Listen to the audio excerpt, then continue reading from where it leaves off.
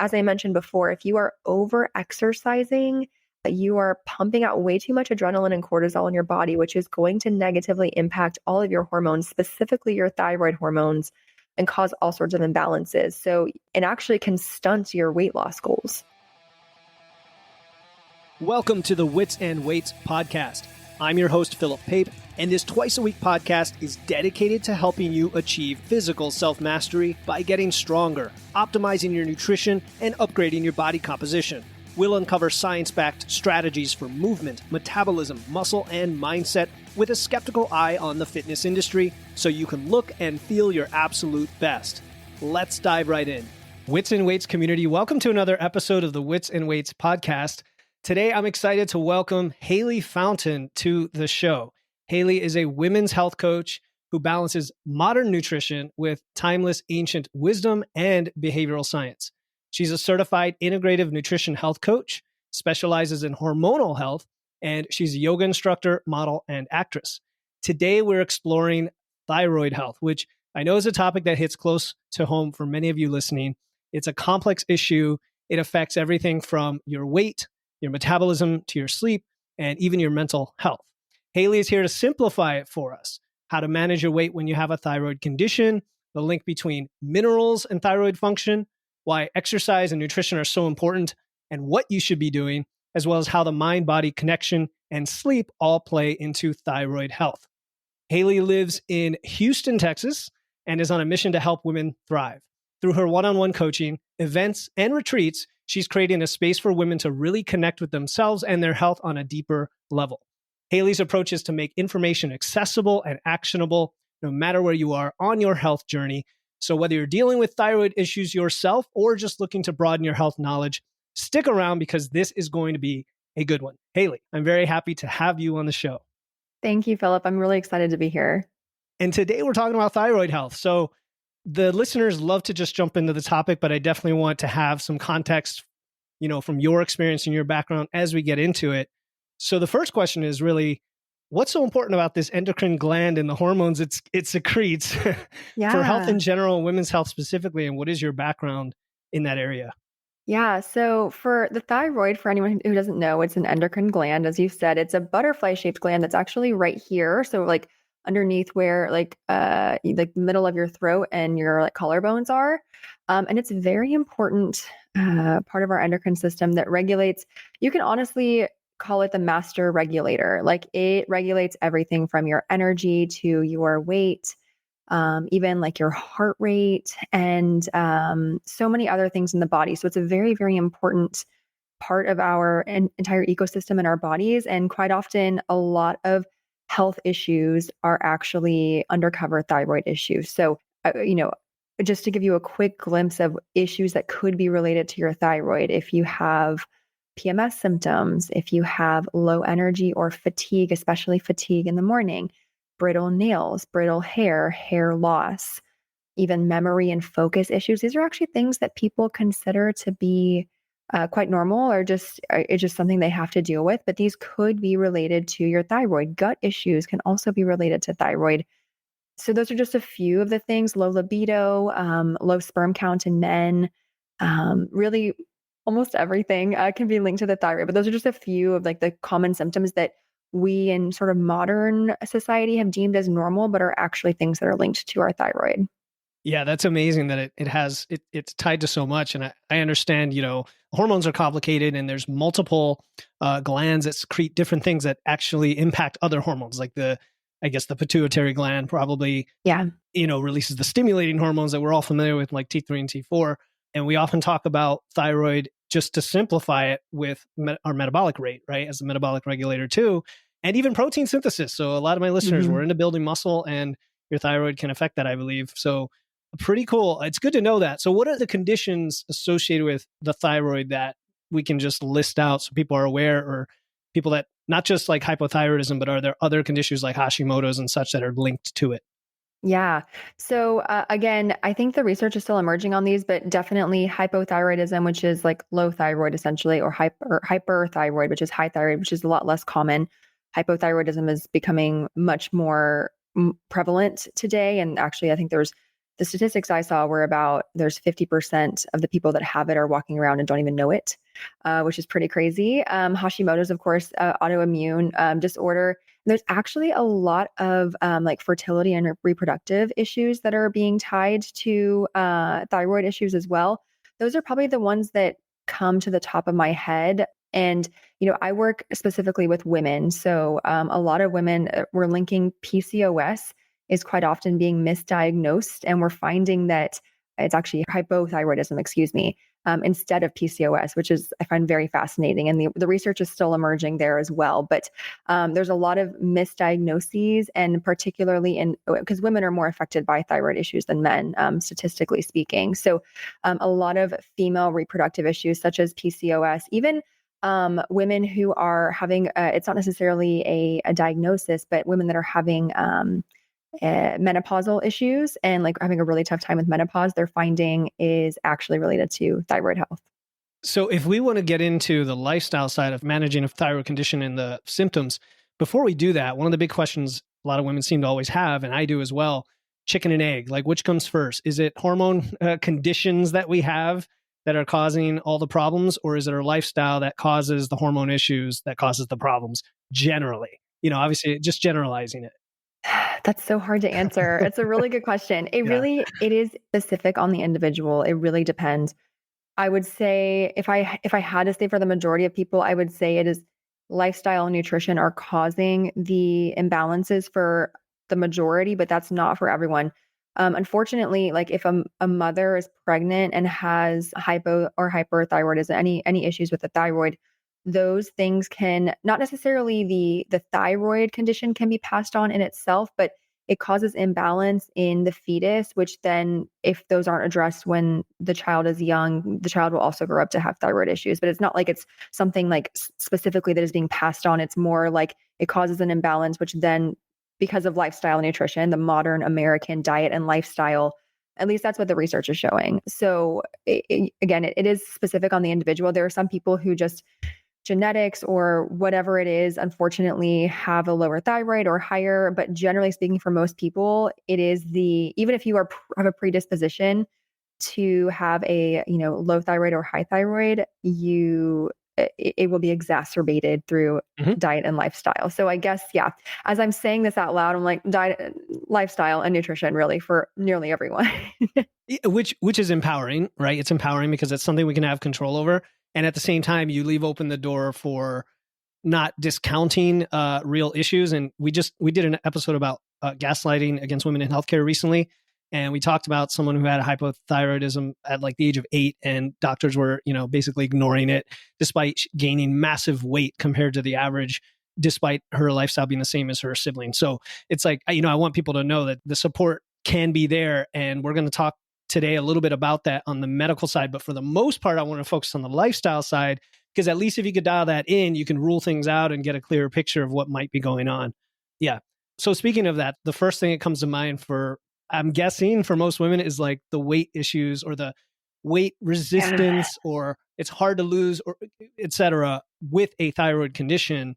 Let's talk about the role of thyroid in metabolism and weight management, and then what we can do about it. Yeah, for sure. So this is something I have a lot of clients that deal with this, and I really, really empathize with them. And I know it's such a struggle because not only having like a health condition, but the mental toll of getting some sort of diagnosis or being told you have, low thyroid, high, and, if it's weight gain, it's going to be low thyroid. If that coupled with like trying to lose weight and dealing with the body image issues of that is really hard, and it's becoming more and more prevalent.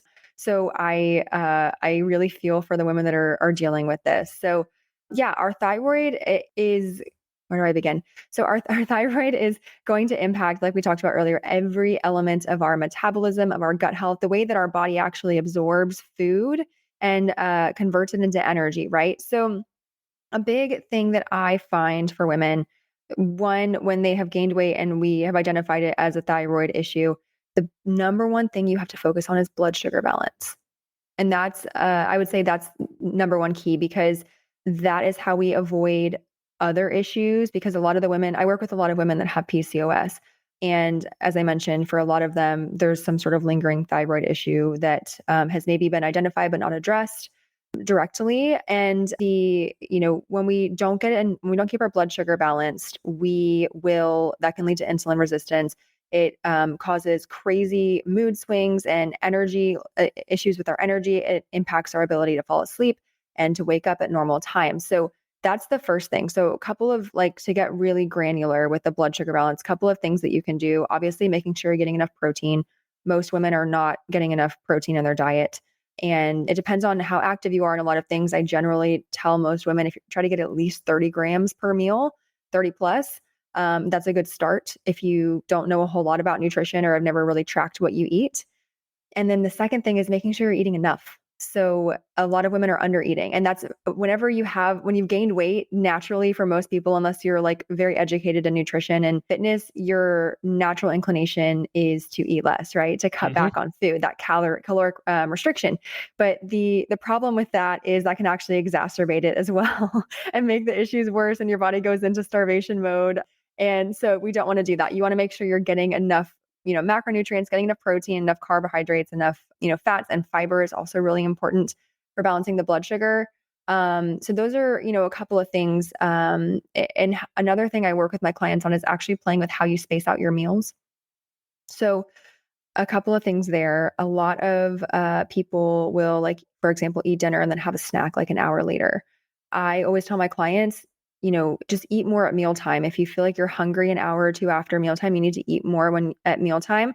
And the reason for that is a couple of things. It helps with the blood sugar spike because if you're eating too often, then your body needs to go in a little bit of a dip in the blood sugar, a little lower to actually help regulate. So if you're constantly just climbing the blood sugar ladder, that's going to cause issues as well. So that's one of the biggest things. So generally speaking, it's different for everyone. Spacing your meals out 3 to 5 hours is what I have found is a sweet spot. I usually get my clients to wear glucose monitors to help them kind of see that if that's something they struggle with. So I'm getting really granular there, but that's number one is the blood sugar balance with the weight management and a thyroid condition. Yeah, I love granular and I think my listeners do too.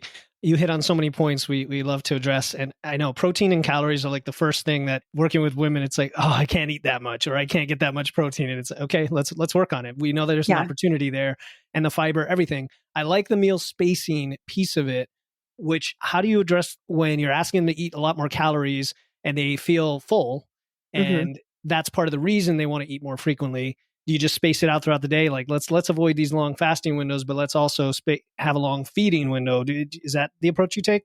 Yeah, I like that you brought that up too, because that's another thing is, intermittent fasting is very popular and for good reason. It has been found to help with, burning fat and even a lot of people use it for workflows and stuff. The problem with it for women that have and I speak about women because that's who I work with directly, but this can impact everyone.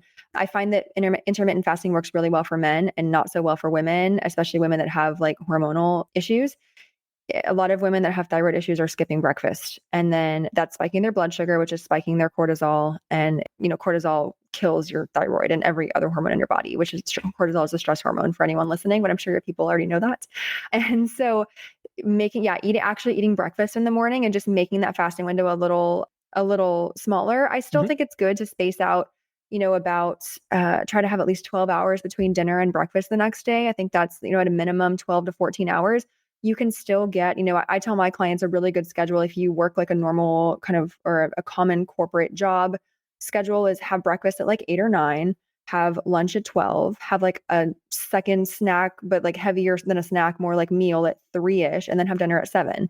And you still have more than 12 hours of a fasting window. So 4 meals a day, essentially, if you're getting, if you just really can't eat anymore at mealtime.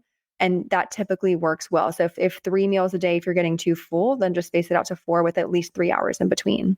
Got to be practical about it for sure. Some of us work out early in the morning, so then you just want to shift it. That's all. Okay, so there's also movement that comes to mind with blood sugar. I know I've talked about walking after you eat and things like that. I'd like you to address that. And then the hot button carbs. I don't know fully what your background or stance is on that, but I won't reveal mine if you're not aware of it. So go ahead. Yeah, sure. So movement. And, we can dive into exercise a little bit, but going for a walk after you exercise, or I'm sorry, going for a walk after you eat. that postprandial walk is so important to help lower your blood sugar. And also, I think one thing about walking that we forget is not only is it a form of exercise, but it is a mental break. It is a form of stress reduction that we have to do. If you think about our ancestors, they walked everywhere. Some of us never actually touched the ground. We never touched the earth. Like walking is so grounding. It's great for us mentally, physically, like every element of our body needs walking. So walking is really good with thyroid conditions. I often see, again, because many men and women who have low thyroid will want to exercise a lot, to over exercise. That can actually make your symptoms worse as well. So you want to go for low impact exercise and things like yoga. And I'm a big yoga Pilates, bar person. I really promote that, and like a lot of walking, and maybe a couple sessions of aerobic exercise per week. But a lot of the people who have thyroid issues are doing really intense, high intensity workouts. Like they're going to Orange Theory Fitness. No, like nothing wrong with Orange Theory. It's great. But like 5 days a week, that's too much when you have any sort of hormonal imbalance. Like that's way too much. Your body needs rest, and you need to keep your nervous system relaxed. So that's another thing. But yeah, definitely the movement after mealtime is really important to help digestion and help balance your blood sugar. And then carbohydrates. Yes, I'm pro carb. I eat a lot of carbs. Like I'm super lean, and you can't see me right now, but like I'm super lean and I eat a lot of carbs. Like whenever people see what I eat, they're like, "What?" And it kind of goes with the exercise and the movement. One really good way you can keep your weight and your body composition healthy is to build muscle. Well, your body needs fuel in order to do that. Obviously, protein is like the king when it comes to muscle building, but we need carbohydrates too for energy. So, yeah, making sure you're getting an adequate amount of carbs. I highly discourage my clients from doing a low carbohydrate diet. I have a lot of clients that come to me that have done, I want to say keto, but it's like their version of keto that's just really like a super low carb diet. It's not even true keto where like they're It's like not high checking their, fat, right? Yeah, yeah, yeah, exactly. Like, or where they're like checking to see if their body, like doing the testing to make sure their body's in ketosis. Like it's not true keto. It's just low carb. Like, let's just call it what it is. It's like the Atkins diet or whatever, one of those from the 90s. And number one, it's not sustainable. So I don't recommend anything that's not sustainable because that puts you on that yo-yo train. That's going to impact your blood sugar as well. If you go from no carbs to eating a ton of carbs, your body's going to be like, what the heck is going on? And your blood sugar is going to shoot the roof, which is going to put you on an energy roller coaster. It's going to actually make your weight fluctuate a lot more. So yeah, definitely pro carbs. Going for complex carbs, and again, having them as part of a package in a meal. So never eating carbs alone. You always have them with protein, fats, and really increasing your fiber content to help with that, to offset those carbohydrates. Really important, which goes back to the basics of all the things that yeah. people like you and I talk about all the time. It's beautiful. Yeah, with the carbs, I mean, it's not like we're just eating pizza and donuts, right? Right. Like you said, people think of carbs as processed carbs, and what you're talking about is diversity and what works for you, and having it spaced out and combining it with your other macros, keeping things balanced. I mean, it's all super practical.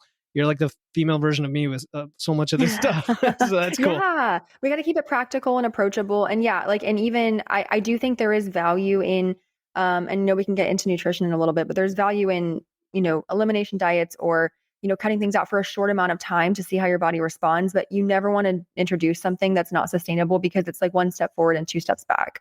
For sure. So part of diet and is micronutrients, right? Because I know we wanted to Mhm. talk about the minerals as well. And I was curious about this topic. What's the link between minerals and thyroid health? What are we deficient in? Like, what are the most important ones? Selenium, zinc, et Yeah. cetera. And then I guess we want to talk about, the role of diet and supplementation in all of that. Yeah, for sure. I'm glad you asked that. So, yeah, for specifically when it comes to the thyroid, so most people these days are mineral deficient and don't even know it because it's not something that we test for. There's not a lot of great tests out there for it either, unfortunately, or the ones that are out there are very expensive as well. So, a couple of the things that come to mind. So, iodine is one that's really important, typically found in like seafood and seaweed and things like that. So, like kelp, nori. Anyone that has a thyroid condition, introducing sea vegetables into your diet can be really helpful. You can supplement iodine, but the problem is a lot of times the supplements have a lot, like a really high potency dose, which can be useful in some cases, but I would never recommend. And actually, I should say I'm not a doctor, so anyone listening to this, anything I offer is just a suggestion. This is not medical advice. So please, and I tell my clients that too. I'm like, I'm a general contractor. I'm going to give you guidance, but you should always talk to your doctor before you. So I just want to make that distinction. But yeah, so iodine, a lot of the supplements out there have a very large amount of iodine in them, which for some people can be too much. So if you're going to supplement iodine, you want to think about working with a functional medicine practitioner or whomever your healthcare practitioner is. But for most people, introducing sea vegetables like nori, kelp, you can buy like a shaker type of deal that has like nori or kelp, one of the sea vegetables in it that you can just sprinkle on top of your food. Kind of tastes like salt. Oh, nice. Oh, nice. Well, actually, speaking of salt, I mean, there is iodized salt. Does that count? No, No. no. Okay. I mean, I guess, yeah, technically, but no. I mean, that's for a whole other host of reasons. But that type of the iodized salt is like stripped of everything, and it's literally just sodium and iodine. Like we don't want to go down that road. Yeah. So you want to try to get it in like the most natural form. And I'm a holistic health coach, so I always Mhm. recommend, not against supplements at all, but I always recommend if you can get it from your food first, that's always the best option, right? Nothing wrong with supplementing if your levels aren't normal, but if you're just eating a crap diet and then you're just taking all these supplements, that's not, which I know I'm sure you're the same way. But yeah, so Before we continue, yeah. what about like blue green algae? How does that sold as? You know what I'm talking? Spirulina. What about that? Does Oh, that have I? spirulina. Yeah, I don't think spirulina has iodine in it, but what I do like about spirulina is that it's like 40% protein by weight or something like that. that's right. It's Yeah, so it is a superfood and something you could certainly include in your diet, especially like you add it to smoothies, or I'm a big smoothie girl, or like protein smoothies. So because it's an easy way to just keep your calories up and get extra protein. So yeah, you can add it into your smoothies, but I don't okay. believe spirulina has iodine in it. I could be wrong though. I don't believe it Well, has iodine in it. yeah, I was wondering because I take it too, but the reason I take it is a very weird reason that most people aren't aware of. It seems to be a natural antihistamine. So it prevents, like, I used Oh, to have seasonal allergies every single year, and I started consuming spirulina, and I haven't been on any like Benadryl or anything like that or Claritin at all because I used to have to take some of that stuff. you know Anyway, what? just fun fact. Yeah, Yeah, well, actually, because I used to have horrible allergies and I haven't had allergies in years and I take spirulina every day too. I never I think it noticed is. the It's a natural antihistamine. antihistamine. Yeah, yeah. There you Huh. go. Add that Okay. to the Well, thank arsenal. you, Anyway, Philip. Yeah. Yeah, I love that. Yeah. So sea vegetables. That's what, I tell everyone. If you have thyroid issues, or even if you don't have thyroid issues, sea vegetables are really good. They're abundant, they're plentiful, they're really low impact on our environment if that's something that's important to you, which it should be for everybody. It's really just so abundant, they're cheap. So vitamin D and iodine, really rich in those things. So iodine's number one. Number two, selenium and zinc.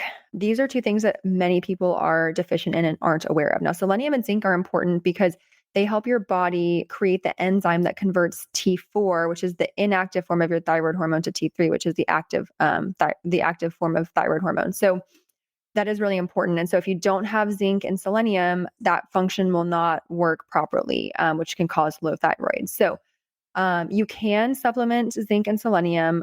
You can also get them from foods. Brazil nuts are really great. Anyone that has thyroid issues, I tell them have like a handful of Brazil nuts a day. Like just, they're large. So like 3 or 4 Brazil nuts will do the trick. And organ meats. So like liver, I don't know if you're a liver person, Philip, but I'm big about liver. I buy does that include chicken liver? yeah, any kind of Yeah. liver. Yeah, I think beef liver is if you were to do if you just were to look at the nutrient density of every food available, liver would be at the top of that list. Beef liver is slightly more nutritious, but chicken is not far from there. I like to buy, so at my local farmers market, they sell what's called a primal blend, and it is ground beef that is 75%, ground regular, like other parts of the cow, and then 25% organ meats. So for people because yeah, I find organ meats definitely are an acquired taste. Hmm, hmm. Like I like a good pate, but that's got a lot of like other stuff in it too. So some people will supplement like liver. You can even buy it in capsules now, or like put it in capsules yourself. But the primal blend is a really good way to cook with it where you don't really taste it. So Yeah. Hold on. Let me ask you about yeah, that go. because actually, that's another thing. I do use beef liver pills mainly for the B12. You're Yeah. saying it has a similar. I mean, there's got to be stuff that it's missing, or maybe not, because it's desiccated form of the original compound, right? Yeah. Yeah, so it just depends on how they process it. But yeah. So anyway, zinc and selenium really important. You can supplement those things. Again, there's so much that goes into supplementation that you really need to work with someone who's qualified, like a functional medicine doctor, or just really, really do your research, because with certain things you can overdo it. or you can take it and it doesn't get absorbed because it needs to be taken with something else. Yes. That can be challenging. But generally speaking, selenium, zinc, organ meats, or Brazil nuts. Also, oysters are really good. I always tell women oysters are known as like an aphrodisiac food. It's because of the zinc and selenium, actually, because they promote not only thyroid health, but like women's fertility as well. So, fun fact about that. So, yeah, that's that zinc and selenium. Magnesium, of course. Before we move Yeah. on, two things I'm thinking of here. Where does copper fit into all of this? Because I thought there was like zinc and copper play together in a way where if you have too much of one or the other, or supplementation you get comes with both at some ratio. Or you familiar with that? Yeah. So if you take too much zinc, it can lower your copper, lower the amount of copper in your body. Now, a lot of people are like, copper, like pennies, what, but you do need a small amount of copper in your body. So if you are supplementing zinc for a long time, you will want to add copper into your diet as well. So that's an example of like, if you take a supplement, you have to be really careful whenever you're taking it in isolated form versus when you take it in what I consider like a more natural package, the way that nature intended for it to be. In a It's much more, matrix, yeah. yeah, exactly. It's more bioavailable and you're less likely to cause those imbalances alone. So yeah, good question. And yeah, you want to be careful if you do decide to take, because some people are just very low in zinc, and especially if fertility is something important to you, that's something you might be considering supplementing. It's also really helpful for sinus issues. So I will sometimes, if I get a cold, take some zinc, which if you're taking it for 2 weeks, you're fine. But I'm talking about people that are taking it over the course of like 4 or 6 months. That's where it could impact your copper Yeah. levels. And you want to maybe get something that has both of those things in it, or work with a qualified practitioner to address that.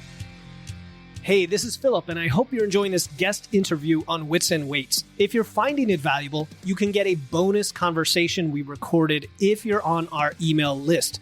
Just go to witsandweights.com/bonus or click the link in the show notes. Insiders on our email list will get a link to the bonus conversation where my guest will give you the exact steps to take related to one of the topics in today's episode. Again, these conversations are only available if you're on our free email list. To get the bonus exclusive content with today's guest, just go to witsandweights.com/bonus or click the link in the show notes. Now, back to the show. And that's a good point, that we don't want to be popping pills, and definitely really for anything. Like, we should be testing and looking at the data, and something like zinc and copper. Yeah, I remember distinctly it's a very limited time period type thing for a lot of people. Yeah. Getting off track just a little bit. How do we test for mineral deficiency specifically? It's got to be more than blood work, right? There's like hair and other tests, or how do you do it? Yeah, so there are hair tests. There's a company I really like called Equilife that does a lot of really good at-home testing. If that's something you want to do at home. Otherwise, yeah, you have to work with your doctor. Most like Western, medical doctors either don't have the capabilities or won't really, in my experience, aren't super helpful with those types of testing if they don't necessarily see something. So you will need to see a functional medicine doctor. I know one here in my area that does mineral testing. I personally have never done it because I haven't had any concerns with it. I believe there's a blood test and a hair test that she does. So Equilife, the one that Mind Pump always talks about? I don't know. I don't know. That's what I tell my clients who want the at-home test, because they're more affordable and and sometimes, yeah, you have to think about that, because it's like, if you're like, okay, well, I'm hearing this and I do have fatigue and maybe kind of brittle nails and whatever, but I don't know if I want to go, because functional medicine doctors are expensive, and they have oftentimes, like the one I know has like a 6-month wait list. So sometimes it's fun to just, I say fun, it's interesting to just do that on your own at home and see, just out of curiosity, but obviously can't use that you can't use that alone to make decisions. You want to make sure you work with someone who's qualified to do that. Cool. All right. So forgive all the interruptions. You were going That's on to okay. magnesium. Yes, magnesium. So magnesium is so important for so many things in our body. The number one thing that I recommend my clients, it's helpful for a thyroid for a number of condition or number of reasons. We want to think about like tissue development, and we want to think about also, when it comes to cortisol and stress, magnesium is the antidote to that. So when you are stressed, your body eats up your magnesium. So most people are chronically deficient in magnesium and aren't aware of it. And so I typically, that's one thing, especially you'll know if you're struggling with magnesium, if you're struggling to sleep, or if you feel really anxious all the time. And like maybe unless you obviously have been diagnosed with anxiety, but even still that could, sometimes be really helped, mitigated with a magnesium supplementation. So that's another one that's really important. And what I like about magnesium is you can't really, for most people, unless you take like copious amounts, you can't really overdo it. So for most people, that's something you can typically take daily. A full spectrum magnesium is really helpful. If you really get into the magnesium world, there's all different kinds of magnesium, different, strands of it, if you will. A lot of the ones out there have magnesium oxide, which is not very bioavailable. Magnesium citrate can be helpful for like bone density and things like that and muscle repair, but it can cause a laxative effect as well. So that's not always fun if you take a large amount of that. Glycinate is the one that I typically, I will take that in a full spectrum supplement and also take it by itself, especially if you have PMS symptoms for women, especially whether or not they are related to thyroid issues. Magnesium glycinate, if you take like 300 to 400 milligrams the days leading up to your period, can be really helpful with PMS symptoms. So a lot of times women that have thyroid issues have really painful periods. The magnesium glycinate can be really helpful. What else do I want to say about magnesium? Yeah, Yeah. And I understand it's very hard to get from diet, even when exactly. you Yeah. try, right? Well, and you can get it from cacao is really high in magnesium, so AKA, chocolate, but try to get like a high quality, not just like Hershey's. You Not want to get not the like Cadbury cream eggs in the discount yeah, aisle this week. Yeah. exactly. They're not going to be very high in magnesium, leafy greens, nuts and seeds, but yeah, it's very difficult, and especially because the food that we have today is just not as It's nutrient too dense clean. as It's too clean yeah, almost it's like, too clean. right? Yeah. Yeah. Also Yeah. your water, that's another thing I want to talk about. So, water is so like, and obviously we want to drink filtered water. We don't want it to have a lot of, gunk in it, but sometimes the water that we're drinking is so filtered that, when you think about our ancestors would have drank water from a stream that was Mm. running through The rocks and such. like Yeah. rocks and yeah, and gathering Yeah. up all this yummy, all these minerals that we just discussed, right? And now we don't have access to that. So yeah, I can go off on a tangent there, but if you can get access to like spring water or like remineralized water from like a local water source, that can be really helpful too. It's a good idea. All right. So you covered a lot of really helpful minerals. So people listening know what to look for.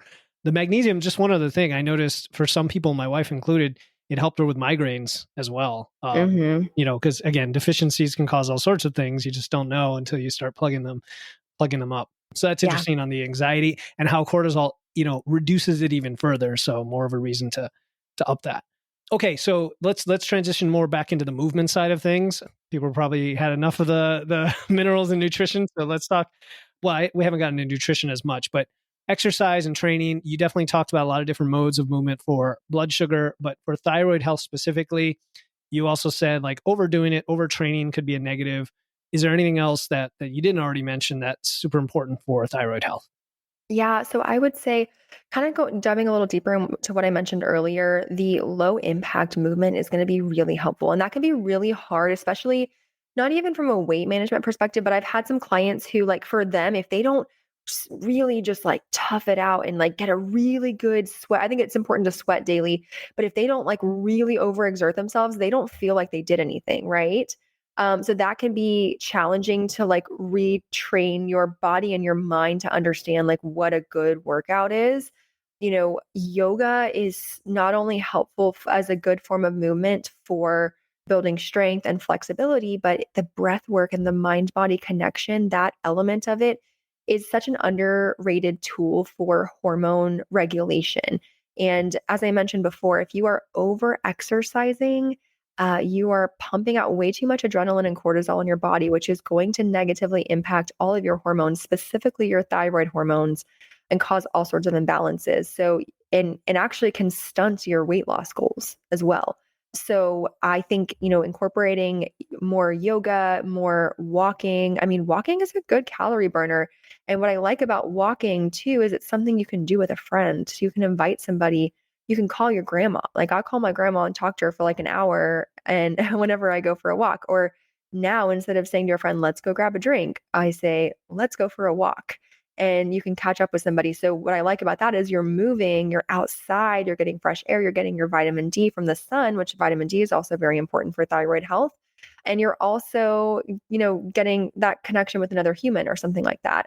As I mentioned before, building muscle is really important. So you can't build muscle from, well, you can build muscle from yoga, but like you want to do resistance training as well. So like either Pilates is, I'm a huge Pilates fan, reformer Pilates, specifically like Legree style, builds so much strength in the body through like isometric holds. But also just getting into the gym and lifting weights is also extremely valuable as well. I love it all. And I mean, people who know me know, although I don't do yoga, I do like to recommend people find a form of mindfulness, mind body connection, whatever it is. And it could be the breath work, even walking itself. You can do a walking meditation, or even lifting weights can be a mindful thing if you're not like constantly distracted while doing it and you just focus. So all of this is great. What are your thoughts on the third leg of movement, I call it, which is not moving? And what I mean by that is not being sedentary for long stretches and sitting. Does that have an impact that you understand on thyroid health? Yeah, for sure. Well, it impacts the way that your body interacts with like how you absorb calories and how your body processes and how your body processes and stores fat as well. So yeah, 100%. If you can stay active, whether that's like a standing desk, I'm a big fan of standing desks. Mine goes up and down like that. When I spend a lot of time on Zoom calls during the day, so I am like stretching and doing like yoga poses and like sitting in different stretches while I'm doing those calls and staying really active. So yeah, making sure like what I tell my clients is like, let's not make exercise a chore. Let's make it part of our lifestyle. Like make movement a part of your lifestyle. So yeah, and that way also too, it doesn't, as they say, a body at rest stays at rest and a body in motion stays in motion. It's a lot easier to create these habits whenever you just keep moving all the time and you stay really active. So yeah, 100%. And that's going to impact your metabolism, the way that, like I said, your body stores fat or doesn't store fat. It's going to impact your energy levels as well and help you with your blood sugar management. So all those things are really important for your thyroid. Perfect. Yeah, no argument there. People get out there and move, but make it work for you and fit into your life with what you enjoy, including the walking. Because a lot of people will say like, I'm trying to up my step count. How do I up my step count? And I'll usually say, well, the goal isn't to up your step count. The goal is to do something you enjoy that just happens to Yes. increase your step count, which is kind of a different reframing on it. So I love that. So what about now? Let's get into nutrition a little more. Anything that we hadn't covered to support the thyroid? We did cover a lot already on that. So are there specific foods beyond the ones with those minerals we talked about? Anything for gut health, things like that we didn't cover? Yeah, so a couple of things that come to mind. There's certain foods that are helpful for the thyroid. So a few that I've already mentioned, sea vegetables. You can incorporate those into your diet. That's really helpful. Brazil nuts are important, and strawberries have been found to help the thyroid as well. Ooh, why is that? Is there a compound in there, or is it the minerals? It's iodine and minerals, and there's one enzyme, and I can't remember the name of it, but that has been found to positively benefit the thyroid. I'll have to double check, and I can send it to you. But that was one. Those are the three things that stuck out to me in my training.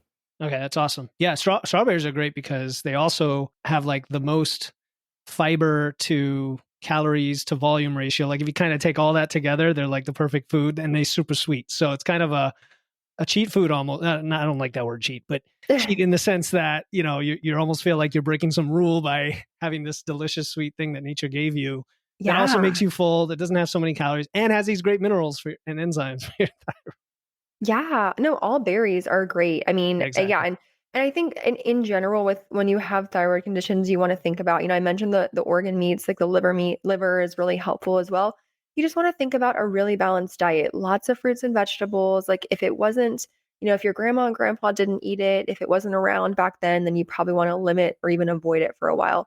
It's not really rocket science. I mean, it is if it doesn't come second nature to you, but it's all the same things that I imagine you talk about here on your podcast a lot. So getting, enough fiber, cruciferous vegetables can be really helpful for the thyroid. And I want to address that because so cruciferous vegetables, some people say that for people that have thyroid issues, oh, you shouldn't have cruciferous vegetables. You would have to have like copious amounts of cruciferous vegetables for it to actually negatively impact your thyroid. And the benefits definitely outweigh the cons. So I would say, 1 to 2 servings of cruciferous vegetables a day, lightly steamed. And for anyone that doesn't know what that is, it's a family of vegetables. It includes broccoli, arugula, cauliflower, cabbage, Brussels sprouts. I'm probably missing a few, but it's that if you Google cruciferous, it's My that favorites. family. I know they're all my favorites and they're So good. yummy. They're crunchy. I love cabbage, like red Yeah. cabbage and all the Yeah. polyphenols from the color. Like there's just so many things in there. So yeah, and they're really high in fiber. They will keep your gut health, in check and keep Yeah. things moving. Cause Awesome. that's a big thing about hormonal health is, your body filters out all these excess hormones and releases them through your bowels. So if you're not having, kind of pivoting into gut health, if you're not having a really good bowel movement, ideally at least twice a day, but minimum once a day, you're just all those things are being recirculated into your bloodstream. So those cruciferous vegetables and that high fiber diet is really important. Some of the highest fiber foods you can eat: artichokes, pears, avocados, lentils and beans, things like that. Awesome. So for everybody listening, this is what we mean by eating for you and your goals and your values and your health, right? It's not just the macros and it's not just body composition here, but all of this stuff. And talking about this food always makes me hungry at this time of day. But like my wife makes, she'll just take green cabbage, slice it into really thin discs, and then saute that or like roast it. Where you get Yum. that charred like edge to it. It's so good because a lot of people think of cabbages as like I don't know, like a Like cabbage soggy. stew or soggy. Yeah. Yeah. You can make it dry, just like Brussels sprouts. You can get nice shaved and roasted Brussels sprouts. Okay, this is. I'm getting hungry. Yeah, no, me too.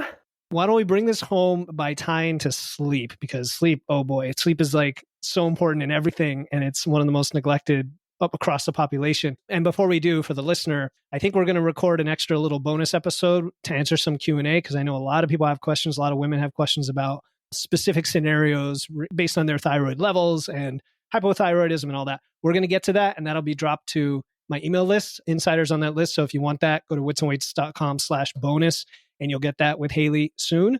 But Hely, let's take it down to sleep and the value of sleep for everything, especially thyroid health.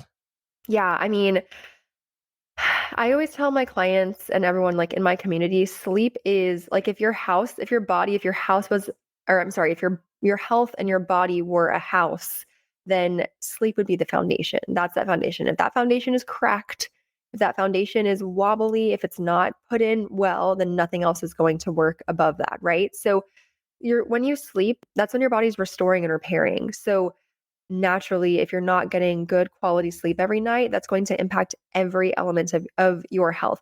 Now, more specifically, where it can be challenging is if you're not sleeping well, then that means your cortisol levels are going to be spiking at weird times of the day, which, as we discussed earlier, is really going to negatively impact your thyroid. So it's so important to get good quality sleep, especially for people that have a known thyroid condition. Going to bed and waking up at the same time or roughly the same time every day is going to have a really big impact on your energy levels, your thyroid, all the things that we discussed. So yeah, just it's really important. And then if you are struggling to sleep, obviously there's so many things you can do. The magnesium supplementation at dinner time will be really helpful for you. Good point. Yeah, so consistent sleep schedule. I love that, and I would extrapolate that to everything we do. It's very interesting how the body responds to consistency, where it's like another form of stress, right? It knows what's coming, and therefore it relaxes, if you will, including our metabolic rate. I've seen people who eat at different times day to day will burn fewer calories because of the unpredictability to your body. So I love that hack for sleep. What do you think of naps? So I personally am not a huge fan of naps. I think the research that I've read, oh, let me tell you this. I'm not a fan because it doesn't work for me. Doesn't mean it doesn't work for other people. I have tried to be a napper and it doesn't work. It makes me more anxious and more tired. So it just doesn't work for me. What I do love is something called yoga nidra, which is a form of yoga that is a guided body scan meditation, 15 to 20 minutes. So I will do an afternoon yoga nidra, like guided with my headphones in, and I will lay down on the ground with like something under my knees and a like weighted blanket on me. And you don't actually fall asleep, but your body goes into like that, your brain goes into a theta state that helps me to kind of recharge. Now, the research shows that naps before approximately 2 p.m. can be effective. After 2 p.m., it's going to impact your circadian rhythms, which is your body's natural kind of wake and sleep cycles. So it really just depends on the person. I have seen some people who really stand by what they call like the caffeine nap, because caffeine takes 20 minutes to get to your bloodstream. So they'll drink some caffeine, like drink a cup of coffee or tea, and then take a 20-minute nap, and then they'll wake up and be like really rested. I'm so sensitive to caffeine now. I don't drink coffee at all. I just drink tea, and I can only have 1 cup in the morning. So, because otherwise I don't sleep at night. So again, I say that I'm not a fan, but it's because it just doesn't work for my body. But it doesn't mean it doesn't work for other people. But I have, I usually caution against it unless you can be very disciplined and actually only take a 20-minute nap, because they say after 30 minutes, it actually can negatively impact you as well. Yeah, it's like this fine skill. It's like, okay, get the sleep mask and set the alarm and be just in the right conditions. And it almost stresses you out just to try to get that nap. I love the yoga nidra idea though. So that's really cool. Maybe we can share a resource with the listener on that. Because I know you obviously are a yoga instructor out where you are. Yeah. All right. So I like to ask this question of all guests, Hely. And that is there anything you wish I had asked? And what is your answer? Oh, you know what? Actually, I don't necessarily wish you asked this, but something I want to add in about the thyroid, the two things actually that come to mind. One is more of a lifestyle thing, and that is EMFs, electromagnetic fields. So, AKA this thing, cell phone. Our phones and anything that has like Wi-Fi gives off electromagnetic fields, AKA radiation. And they research, it's still emerging, but they find that the thyroid is very sensitive to EMFs. So I find that interesting because with the, thyroid conditions have, like quadrupled in the last, 10, 15 years. Part of that is probably inability to diagnose, or not the right tools to diagnose, but we're seeing thyroid issues becoming more and more prevalent. What are we using more and more of right now? So, I do think this is anecdotal, not completely anecdotal, because they have found a link between the two, but they have found that thyroid is very sensitive to it. So if you have a thyroid condition, it may be worth considering, getting time away from tech, getting more time in nature. And maybe if you're in an apartment, if you turn your Wi-Fi off, your neighbors their Wi-Fi is going to be dinging you. So it doesn't really work. But if you're in a house, or if you live somewhere where you can get time away from technology, they even have like blankets and like tools now that you can use to like protect your bed and like the areas that you're in from Wi-Fi. That might be a good idea. The second thing is the energetic, I take a holistic approach. So I look at all approaches for people. Our thyroid is very much, if you think about the endocrine system, and the chakras, if you're really into yoga, the chakras are really just the endocrine system, right? So your thyroid, that's your throat chakra. And if you think about, if there's, I always tell women who have thyroid issues, I'm like, is there something you're not saying to somebody? Is there something you're not speaking your truth? There's an energy there. And so again, this is not scientific. This is maybe a little more, esoteric or like woo woo, but I do think it's worth, our emotional state impacts our physical body. So it's important to look at all things. And if modern science isn't working for you, maybe consider, the emotional and energetic elements of that part of your body, as well as the physical and scientific. So just something worth noting if that resonates with anybody. I love that. I'm super open-minded about all this stuff. And I mean, honestly, science, when we say science and modern science, probably represents a sliver of what we could possibly know in the universe right now.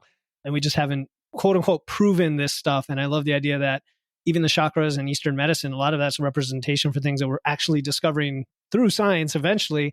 And whether we do or not, I love the idea of just addressing some of the self-talk, self-sabotage, whatever the things are, the emotional things holding you back, and with your communication. So that's awesome. Thank you for sharing that. And with the EMS and all that, where can listeners learn more about you and your work, Hely? Yeah. So my website is, my business is called Holistic in Houston. So it was kind of like a play on words, like Sleepless in Seattle, but Holistic in Houston.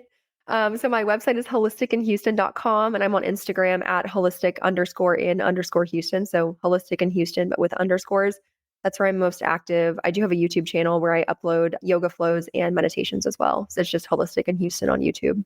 All right. You've made 2 like 80s or 90s references. So you look a lot younger than maybe you are. I don't know. We'll have to talk about that off air, because I'm a child of the 80s, and you made these. Sleepless in Seattle is well known to me. Okay. So your website, holisticinhouston.com, and we'll put your IG in there as well. It's been a pleasure, Hely. I loved everything we talked about today. We got a lot into on the thyroid and lots more. So thanks for coming on. Thank you. Thank you for tuning in to another episode of Wits and Weights. If you found value in today's episode and know someone else who's looking to level up their wits or weights, please take a moment to share this episode with them. And make sure to hit the follow button in your podcast platform right now to catch the next episode. Until then, stay strong.